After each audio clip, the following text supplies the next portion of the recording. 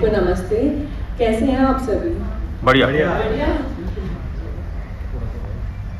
हम दिलवालों के शहर में आए हैं, इतना शांत, थोड़ा तो आवाज करिए। कैसे हैं आप सब? बढ़िया बढ़िया। ये हुई ना बात। हम सुबह 5:20 को उठे मुंबई में और हमने 7:30 बजे की फ्लाइट ली, तो हमारी नींद की लगी हुई है, लेकिन आपके खूबसूरत चेहरे देख के तो मेरी नींद ही उड़ गई।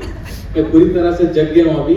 सो welcome guys, thank you for joining us. I am Namoshi Chakraborty, the lead actor of bad boy, and this is the gorgeous, super talented, super hard working, flawless Amreen. बहुत अच्छा लग रहा है दिल्ली आकर, कैपिटल आकर, बहुत ही मजा आ रहा है। मैं 7 साल बाद आया हूँ। मैं लास्ट टाइम यहाँ आया था जब वो राफेल नडाल की मैच नहीं हुई थी। तो my mom is a very big fan of Nadal, तो they literally we all had flown to watch the match. उसकी टिकट मुझे नहीं मिली थी, मुझे याद है, मैं होटल में ही बैठा रहा था। लेकिन अब 7 साल बाद आया हूँ अपनी फिल्म की बात करने। So I am very excited and welcome all of you. जी, मेरा नाम है अमरीन, मैं हूँ लीड एक्ट्रेस हमारी मूवी बैड बॉय की।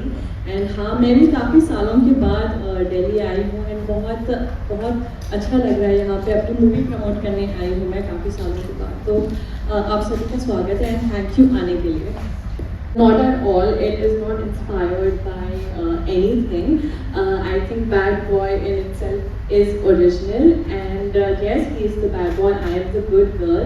मेरे कैरेक्टर का नाम है ऋतुपर्णा इस मूवी में। आई थिंक ये कैरेक्टर से मैं बहुत ज़्यादा रिजेंबल कर पाती हूँ क्योंकि ये मेरी तरह है, आप सभी लड़कियों की तरह है। आई थिंक वो एक नॉर्मल लाइफ जीती है, 996 आउट ऑफ 1000 लेके आती है, अपने माँ बाप की हर एक बात सुनती है और कभी किसी चीज़ के लिए मना नहीं करती है। एंड तभी उनकी लाइफ में Raghu the bad boy comes, जो उनके लिए एक गुड बॉय है एंड उनकी सारी मनोकामनाएं पूरी करने में उनकी हेल्प करते हैं। तो जैसे कहते हैं कि कभी सेम तरह के लोग प्यार में नहीं पड़ सकते, हमेशा 2 तरह के लोग ही ऑपोजिट अट्रैक्ट।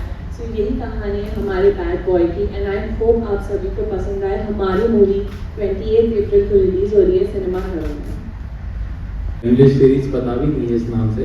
खैर, ये ओरिजिनल स्टोरी है और ये आपने सही कहा, good boy falling in, sorry, good girl falling in love with a bad boy, but a bad boy with a good heart. मेरे किरदार का नाम है रघु वर्मा, जो ज़्यादातर लड़कों की तरह दिल फेंक है, लेकिन जब उसे प्यार हो जाता है उसकी ज़िंदगी पूरी तरह से बदल जाती है। और जब वो ऋतु से मिलता है उसे काफ़ी कठिनाइयों का सामना करना पड़ता है, लेकिन वो कैसे इन्हें अचीव करता है। एंड इट्स अ हल्की फुल्की फिल्म है, रोमांटिक फिल्म है, कॉमेडी बहुत है इस फिल्म में। तो I feel it's a family entertainer with very colorful protagonists. Can you add What do something? you think? Do I look like a bad boy? I don't? Well, I hope you will not feel the same way on Friday because we are just 4 days away from release. Again, as I said, ये bad boy है लेकिन with a good heart. तो I think जब आप film देखेंगी, you will, it's a very relatable character. ये बहुत ही, I think every other Indian youth is like Raghu. I can't give you spoilers now, लेकिन जब आप फिल्म देखेंगे you will understand what I'm trying to say. Hello, movie start की थी मैं बहुत ही शाय थी एंड नमोशी क्वाइट ऑपोजिट थे। तो जब मुझे अभी भी याद है जब मैं उनसे फर्स्ट टाइम मिली थी, मैं एकदम ऐसे ही बैठी थी एंड देन बहुत धड़ाम से ऐसे अपना इंट्रोडक्शन किया था उन्होंने। तो आई थिंक बहुत अच्छी जर्नी रही है, काफ़ी लंबी जर्नी रही है हमारी, बट आई थिंक हम दोनों जो फीलिंग शेयर करते हैं, हमारी नर्वसनेस मूवी को लेकर या फिर हमारी एक्साइटमेंट मूवी को लेकर, आई थिंक हम दोनों ही समझ पाते हैं। आई डोंट थिंक कोई और समझ भी पाता था ये फीलिंग। तो आई थिंक उसमें हमने एक कंफर्ट ढूंढा है and working with Namoshi he is so professional and उनका स्क्रीन प्रेजेंस इतना स्ट्रॉन्ग है। मैं एक हेल्दी नेचुरल कॉम्पिटिशन समझती हूँ उनको देख के। मैं हमेशा बोलती हूँ मुझे भी ये ट्रिक करनी चाहिए या फिर मुझे ये भी सीखनी चाहिए। तो I think it was lovely working with Namoshi. Working with her, इनके साथ काम करके तो मुझे बहुत मज़ा आया, लेकिन उसका कारण सिर्फ ये नहीं है क्योंकि ये बहुत मेहनती और सुंदर है। इनके साथ काम करके इसलिए और मज़ा आया क्योंकि ये हर दिन इम्प्रूव हो रही थी और इनकी ग्रोथ मैंने पहले दिन से अब तक अगर मैं देखूं तो मैं पहचान भी नहीं सकता ये वही लड़की है जो राज्य के घर पे आई थी, एकदम चुपचाप, कोई बात नहीं। अगर ट्रांसफॉर्मेशन की बात मैं करूं, पर्सनली मैंने किसी एक्ट्रेस को ऐसा ट्रांसफॉर्म होते हुए नहीं देखा है। जबकि मेरी ये पहली हीरोइन है लेकिन इनकी कमिटमेंट, इनकी सिंसियरिटी इतनी इंस्पायरिंग है, मुझे तो लगता है I have learn so much from her. मैं कभी ढीला हो जाता हूँ लेकिन अमरीन कभी भी अपना फोकस नहीं छोड़ती है। She is a super hard working girl और इससे बेटर को एक्टर तो मुझे डेफिनेटली नहीं मिल सकती थी। जैसे कि आपने बड़ी सुपरस्टार हैं, इतनी बड़ी एक्ट्रेस है, ये प्रिविलेज मेरे पास नहीं है कि मैं उनको कहूँ मेरे साथ काम करो, है ना। अगर वो चाहती है तो मैं तो कल का कल रेडी हूँ, बताओ कहाँ पे जाना है। And yes, I am a huge fan of Akshara ji और मैं जरूर उनके साथ काम करना चाहूँगा। मैं ये ऐड करना चाहूँगी, मतलब आप सभी तक ये बात पहुँच गई। अरे वाह, चलो सही है। मतलब नमोशी अमीन, आपका स्वागत है दिल्ली में। लेकिन वो 2 घंटे के मुकाबले तक तगड़ा है।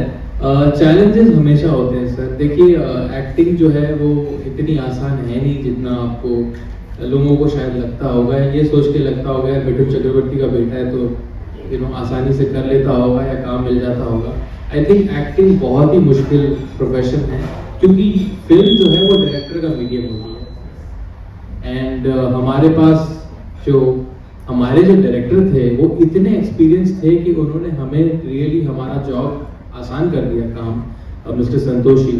लेकिन ये फिल्म के बाद मुझे रियलाइज हुआ है ये कहना कि मैं एक्टर बनना चाहता हूँ बहुत आसान है, but to be an actor, a professional actor, a sincere actor, उसमें बहुत मेहनत जाती है। तो एक चैलेंजेस तो मुझे लगता है प्रमोशन में भी उतनी है, you know, to be alive, because right now me and Amreen are going all over India, हर जगह जाना, तरह तरह के लोगों से मिलना। आई थिंक एक एक्टर की जर्नी सिर्फ सेट पे नहीं है, it is even beyond the set. तो आई थिंक आज के टाइम पे if you are a boring actor off screen, it's a very big no. You have to be a good actor on screen and a very good actor off screen, because nowadays social media आने से एक actor की personality भी बिकती है। He is no longer just a poster boy. तो challenges तो मुझे लगता है अब शुरू हुए हैं सर, और होपफुली 28 से थोड़े और बेटर होते जाएंगे। मैं भी उस चीज़ को कुछ ऐड करना चाहूँगी। आई थिंक चैलेंजेस एक्टिंग में ही नहीं है, I am sure media profession में भी चैलेंजेस होंगे, I am sure her profession में चैलेंजेस होंगे। And I think Mithun sir ने एक हमें टिप दिया था, एक राय दी थी कि एक अच्छा एक्टर होने के लिए आपको एक अच्छा इंसान होना ज़रूरी है। सो आई थिंक मिथुन सर ने ये हमारे साथ शेयर किया था। तो आई थिंक मैं हमेशा ये लाइफ भर याद रखूँगी अपने दिमाग में। एंड मिथुन सर के साथ काम करना एक लाइफ टाइम एक्सपीरियंस था हम दोनों के लिए, फर्स्ट टाइम स्क्रीन शेयर करना। एंड वो इतने कूल है, इतने एफर्टलेस है, उनसे बहुत सीखने को मिला। मतलब वो बस एक ही बार देखते थे कोरियोग्राफी और उनके स्टाइल में वो कर देते थे। सो आई थिंक वो एक मुझे बहुत सीखने को मिला उनसे। राजेश सर, मैं एक्चुअली शामक दावर का स्टूडेंट रह चुका हूँ। मैंने हर डांस फॉर्म का बेसिक सीखा है, लेकिन मैंने डांस से ज़्यादा मैं कहूँगा एक्टिंग पे मेहनत की है। क्योंकि डिस्को डांसर अगर आप उन्हें कह रहे हैं तो डिस्को डांसर में गाने 20 मिनट थे, फिल्म 3 घंटे की थी। तो एक्टर जो है वो म्यूजिकल ही नहीं कर सकता है, उसके एक्टिंग करना बहुत ज़रूरी है। मैंने डांस पे बहुत मेहनत की, अभी भी कर रहा हूँ, अभी भी सीख रहा हूँ, लेकिन मैंने ज़्यादा फोकस एक्टिंग पे रखा है। क्योंकि अगर आप याद रखें, मेरे फादर की पहली फिल्म थी मृगया, उसमें ना डांसिंग थी ना कुछ थी, लेकिन नेशनल अवार्ड मिला था फॉर बेस्ट एक्टर।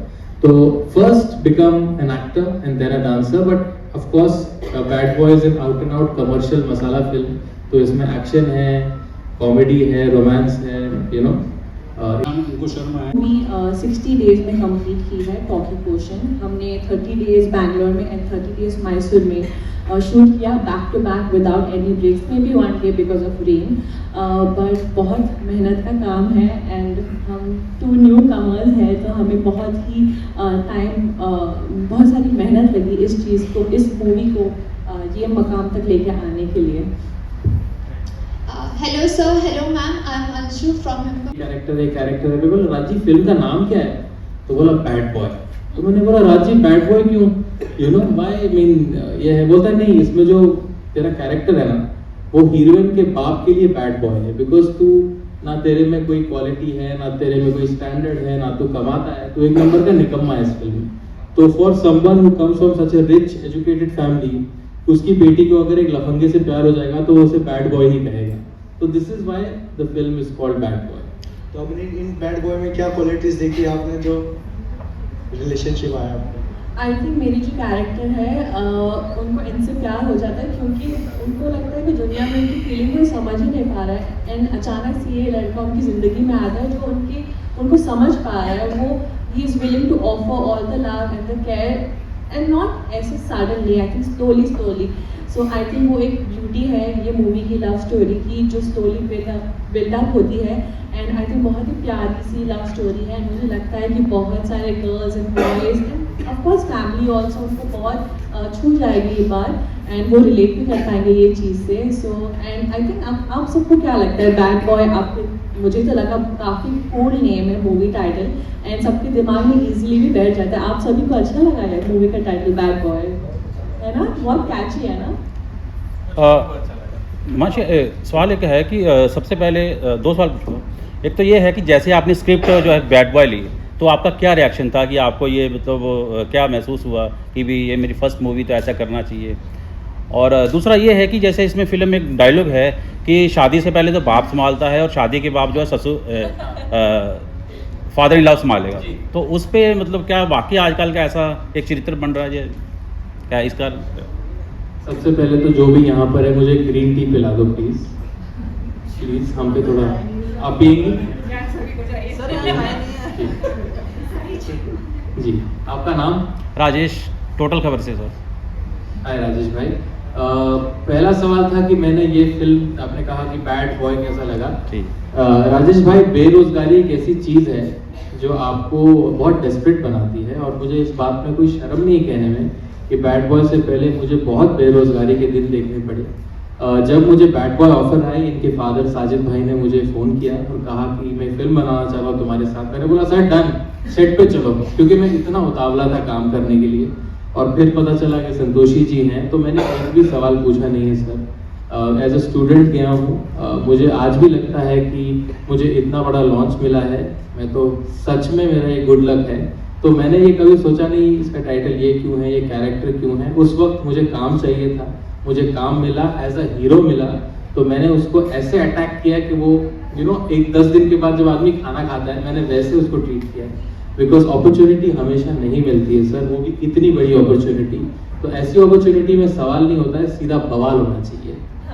और आपका दूसरा सवाल कि सर, वो तो राज जी का ह्यूमर है कि वो मेरे फादर जो फिल्म है उनका भी नाम जो है राजेश शर्मा है, तो वो एक कॉमेडी बिट है, उसमें फादर सन का रिलेशनशिप बहुत इंटरेस्टिंग है।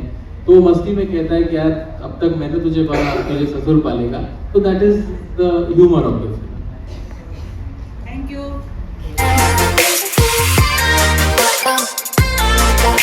you.